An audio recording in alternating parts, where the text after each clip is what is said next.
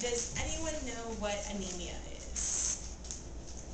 Does anyone know anyone that has anemia, or is anyone in here suffering from anemia? So a couple of you guys. Does anyone know the importance of iron in the body? Okay, so today I'm going to talk to you guys about the benefits of iron supplements when prescribed correctly and the deadly side effects that could happen if iron poisoning would occur, referring to anemia based off of iron deficiency. So some definitions are: iron is necessary for the microorganisms of the body. It works with things like hemoglobin, myoglobin, cytochromes, and proteins that help the body maintain immunity and fight infections against bacteria.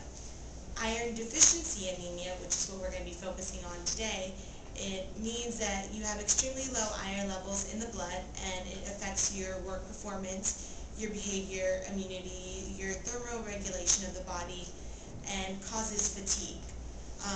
Most commonly treated with iron supplements, obviously, as I stated. So when iron is prescribed correctly, it can increase your appetite, and when you eat more, healthy of course, and you eat more food, your body is able to absorb more nutrients, and in that case that means more energy.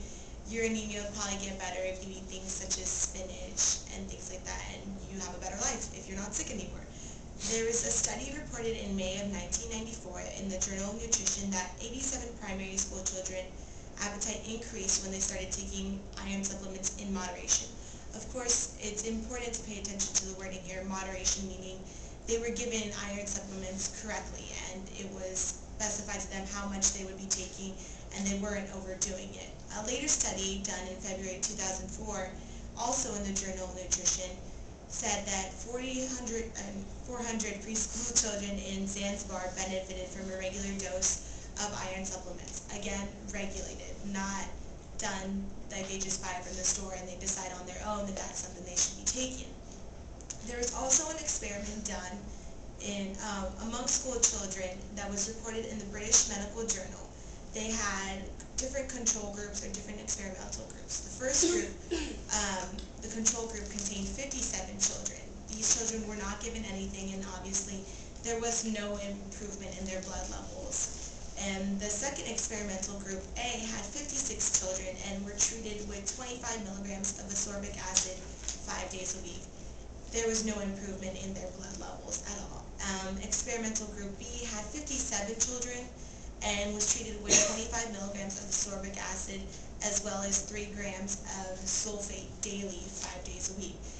Amongst these children, there was a significant rise in levels. So obviously the type of vitamins that you're being prescribed, the type of iron supplements, and how many times you're taking it a day, how many milligrams you're taking plays an important factor in whether or not your blood will absorb all the iron. Like I said, iron poisoning is very realistic when you're taking iron supplements, and the specific name for it is acute iron poisoning. And according to Dr. D.G. Waller, improved cases of iron deficiency, most practitioners continue to prescribe oral iron until several weeks after a normal blood count has been achieved.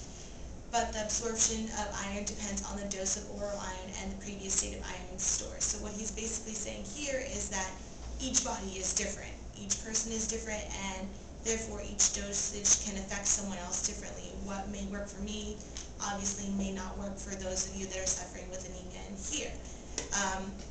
Acute iron poisoning is most common in young children, and ignorance relating to the supplements often leads to too much consumption.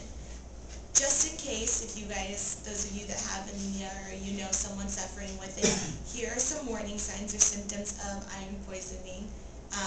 Eroding of the intestinal lining, which leads to abdominal pain, which, fun fact on top of this, for girls dealing with menstrual cycles that an extremely tough cramps or pains, a lot of times they're unaware that they have anemia, and the iron they can be taking erodes the intestinal lining, which means that your menstrual cramps are a lot worse than what they normally would be. Other symptoms are vomiting, diarrhea, and dehydration. You should all know that iron poisoning can also very well lead to overdose in iron, which can prove deadly in many cases. My personal relation to the problem, I've been anemic since I was born, and iron supplements never work for me. They still don't work for me. They get me sick, or like they work for a week and then get me sick. I had iron poisoning when in the 8th grade, and I was really sick, and I could not eat anything. I was always puking, like stomach pains all the time.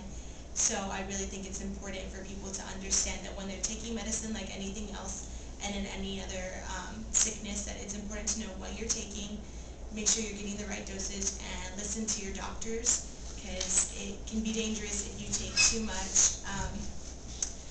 In the end, iron supplements have proven to be beneficial to increase the state of one's appetite, thus leading to healthier life. And if it's done incorrectly, it can ruin your overall being. Iron overdose and poisoning is a very real situation and can happen to anyone. And it's important to regulate your intake, because the difference between a small dose and a large dose can prove fatal.